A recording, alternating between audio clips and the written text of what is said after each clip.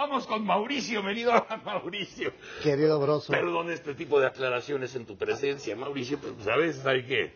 Hay un fenotipo similar. Sí. Un simigenotipo. Un simigenotipo.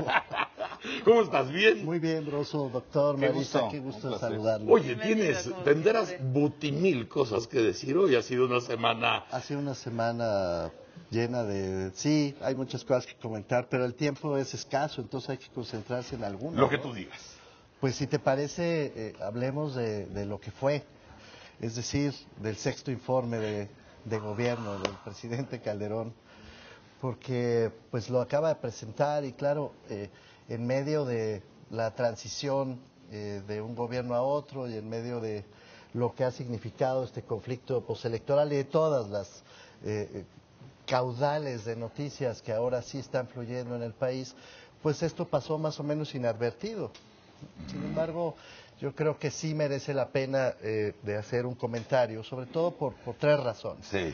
La primera es que, pues en efecto, es el cierre de este gobierno.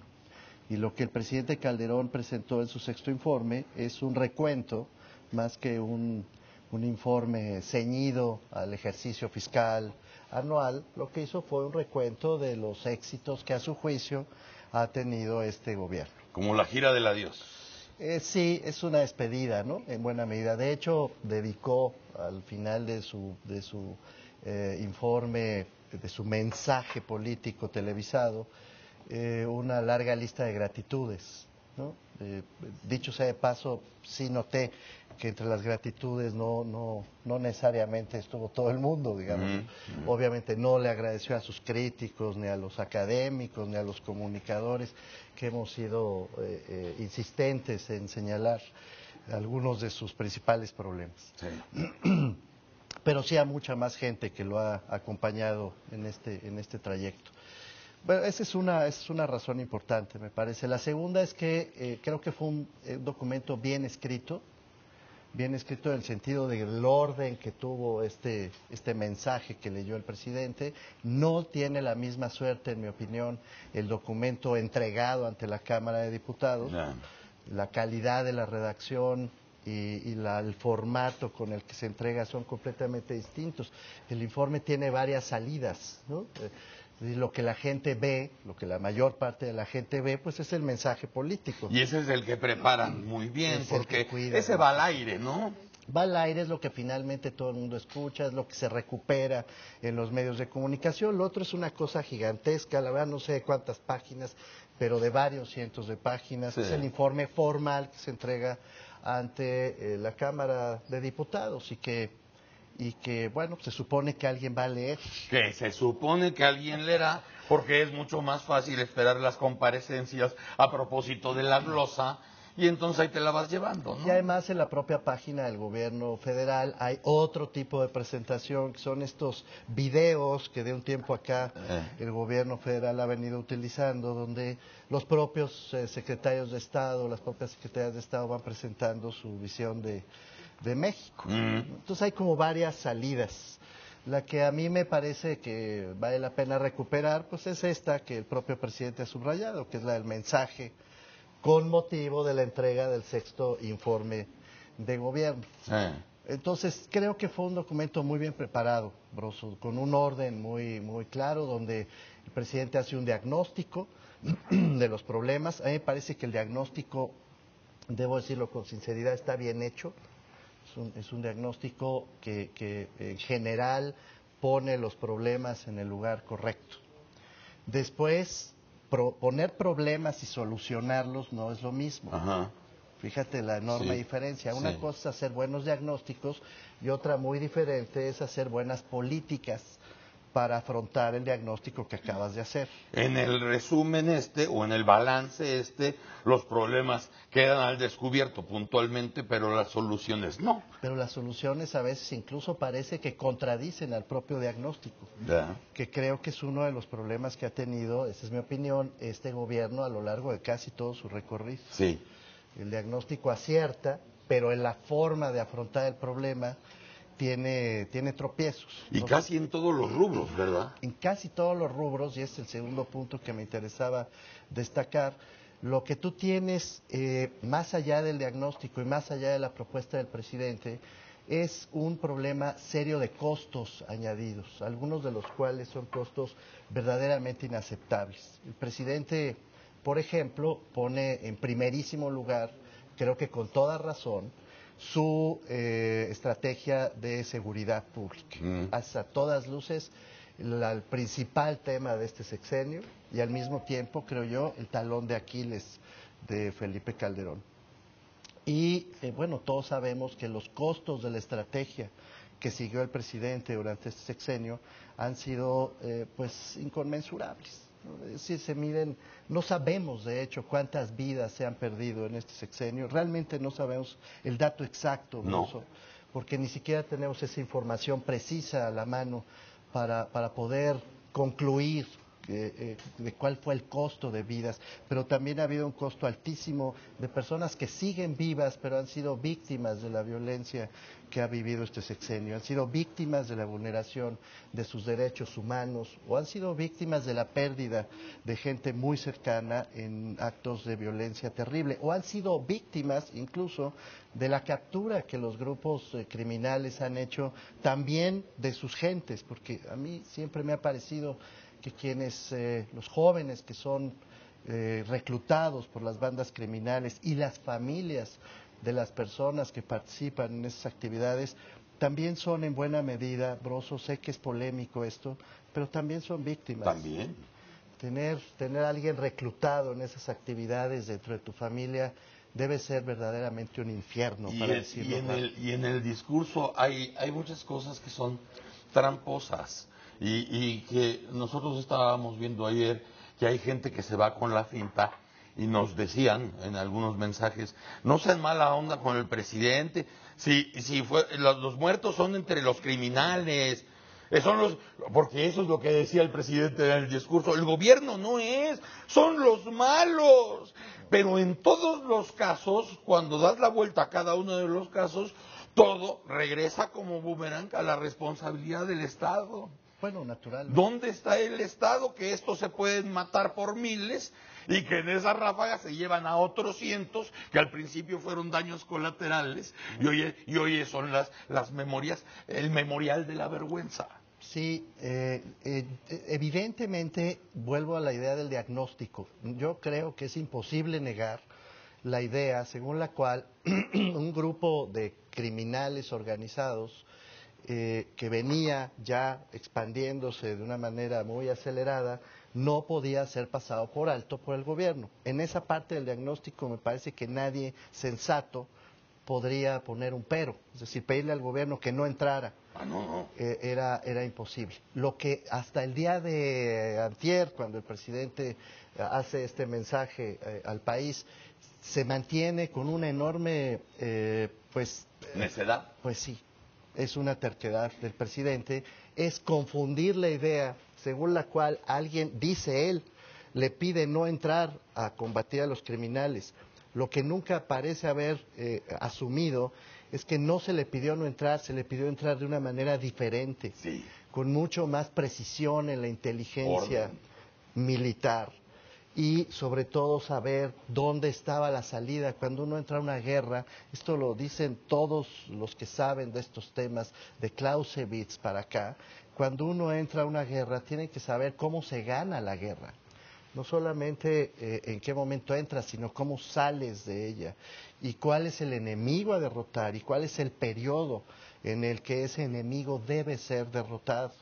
Si tú no tienes estas respuestas elementales, no debes entrar a una guerra. El mismo secretario de Marina, ya en esos últimos días de la administración, se lo dijo, así es, ya lo dijo, deseando que la siguiente administración privilegie la inteligencia sobre la violencia. Absolutamente. Y en el camino sí se fueron ajustando cosas. El propio presidente habla con razón de la conciencia más o menos extendida que hay en los poderes de los Estados Unidos de América respecto a su corresponsabilidad en este fenómeno. Es verdad, el gobierno, ya lo habíamos platicado, de los Estados Unidos ha cambiado parcialmente su visión sobre este tema, en la medida en que asume que el flujo de armas y el flujo de dinero de Estados Unidos a México con mucho ha contribuido a este problema. Es verdad todo eso, es verdad que hay además una Policía Federal nueva, dice el presidente, y es verdad, la creó él durante su sexenio,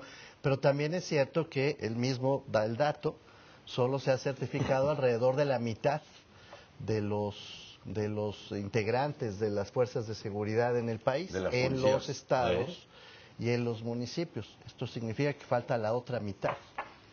Es cierto también que ha habido, digamos, un avance en cuanto a las reformas de defensa de derechos humanos, de la ley de amparo y del sistema de justicia penal que cada vez está acercándose más hacia los juicios orales famosos. Hay una tendencia, una orden legal de avanzar en esa dirección. Pero también es cierto, en contraparte, que ninguna de estas reformas alcanzó a completarse en la práctica. No.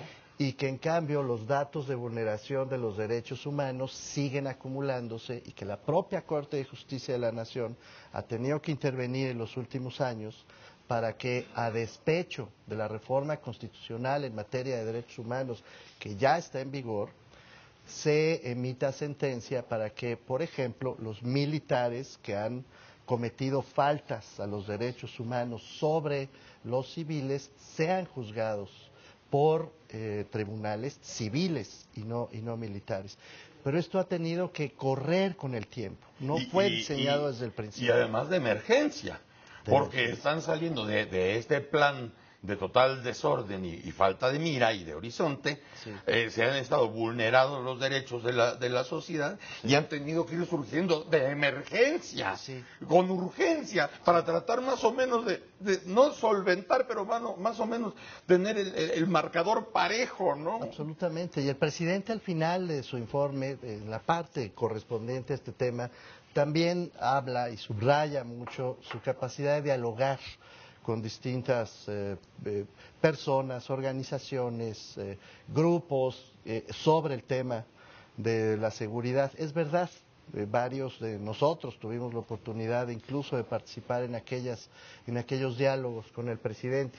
Pero una cosa es hablar con alguien y otra distinta es escucharle. Y otra muy distinta es todavía construir con esas personas un acuerdo y respetarlo. Sí. Entonces, sí es verdad, escuchó, me consta, pero no, escuchó el sentido asistió. De sentarnos, ¿no? Incluso escuchó, debatió, pero no llevó a la práctica ningún acuerdo. El más fuerte de ellos ha despertado una enorme preocupación por parte de Javier Sicilia, por ejemplo, que es la ley de protección a las víctimas. Que era uno de los acuerdos más importantes, más perseguidos por el movimiento de justicia con paz y dignidad. Sí. Y lamentablemente el asunto pues se ha quedado en el tintero, porque por un lado vetó la ley que se había votado ya en el Congreso y sacó otra de su propio tintero. Bueno, quiero decir, no se puede negar el hecho, tratando de veras, Broso, de ser lo más objetivo posible, de que este gobierno haya fracasado por completo en esta materia. Entró, creó las policías, el sistema de evaluación, el sistema de certificación, la reforma de derechos humanos, la lista de buenas nuevas no es corta, pero el listado de las pendientes y los costos, esto es lo que me interesa subrayar, el costo añadido de esas decisiones realmente pesa como una losa en el juicio que se haga sobre esta materia, y no tengo la más mínima duda de que debe ser tomado en cuenta pues para los próximos años, porque esto ya evidentemente no puede continuar por la misma. Es muy objetivo, yo creo, lo que tú dices. Las cosas buenas que logró en ese rubro la administración de Calderón no logran mitigar tantos dolores creados por las propias decisiones.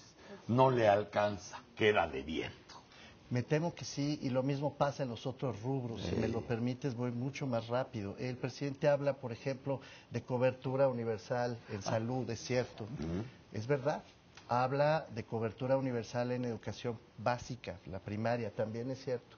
Habla de 20,000 kilómetros de carreteras y de caminos nuevos construidos, incluso enfatiza como si hubiéramos hecho un camino de polo a polo, dice el presidente. Sí, son muchísimos. Hay 140 nuevas universidades en México durante este sexenio. Hay presas nuevas, la Yesca, el Cajón. Hay un incremento en el programa de oportunidades, pasó a 6 millones de familias. Todo esto es cierto, ¿eh? La deforestación también la subraya mucho el presidente, que era de 350,000 hectáreas al principio del sexenio cada año, disminuye a 150,000, sigue siendo enorme, pero disminuye en 200,000 hectáreas anuales. Santo y bueno, todo esto es cierto y hay que reconocerlo. Yo diría que especialmente el tema de la salud en términos de cobertura y del excelente trabajo, la verdad, que hizo el Seguro Popular, honor a quien honor merece. Ahora bien, el resultado añadido, sin embargo, no mejora ni la pobreza, ni la desigualdad, ni el poder adquisitivo de los salarios, que estos tres indicadores son claves para hablar de desarrollo social. La pobreza lamentablemente creció, la desigualdad se incrementó y el poder adquisitivo del dinero, de los salarios de los mexicanos disminuyó.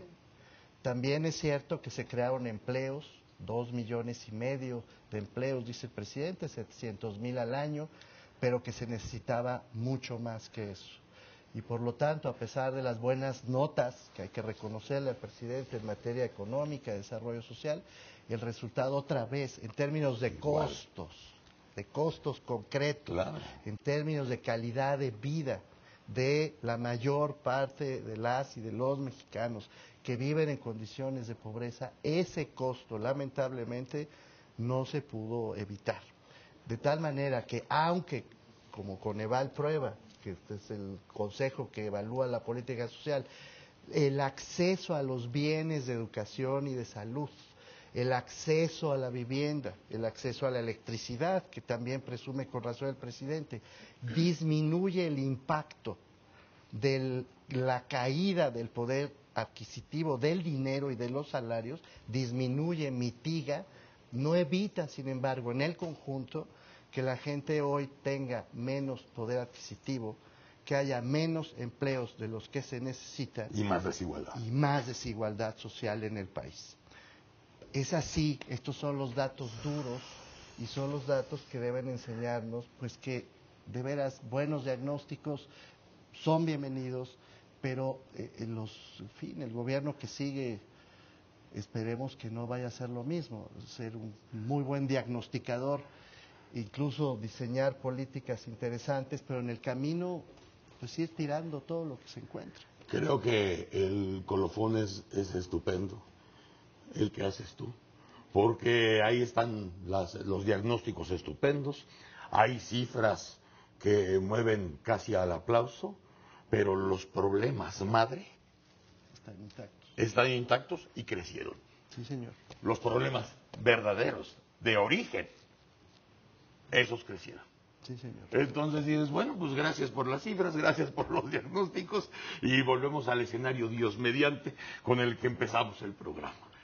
Mauricio, querido Broso, gracias y felicidades por poner los puntos donde van, las tildes donde van, las comas donde deben de ser y el punto final demoledor. Muchas gracias. Gracias, Mauricio. 7:44, estamos en W Radio, estamos en Foro TV. Esto es El Mañanero. ¡No lloren!